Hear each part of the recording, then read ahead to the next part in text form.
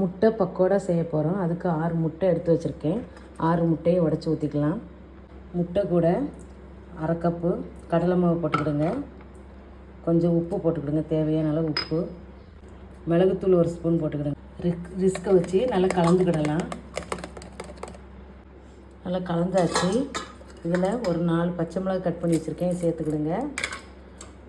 மல்லி இலை கட் பண்ணி போட்டிருக்கேன், சேர்த்துக்கிடுங்க. 2 பெரிய வெங்காயம் பொடிசாக கட் பண்ணி வச்சுருக்கேன், இதையும் சேர்த்துக்கிடுங்க. இதை நல்லா திரும்பவும் ரிஸ்கை வச்சு கலந்துக்கிடுங்க. நல்லா இந்த பதத்துக்கு நல்லா கலந்தாச்சு. இது அப்படி இருக்கட்டும். கடாயில் எண்ணெய் ஊற்றி வச்சுருக்கேன். எண்ணெய் ஹீட் ஆகிடுச்சு, நல்லா கலக்கியாச்சு.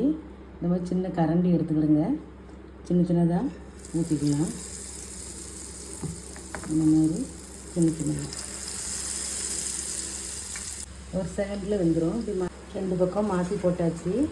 இனிமேல் அரைச்சி எடுத்துக்கலாம். முட்டை பக்கோடாவை அரைச்சி எடுத்தாச்சு.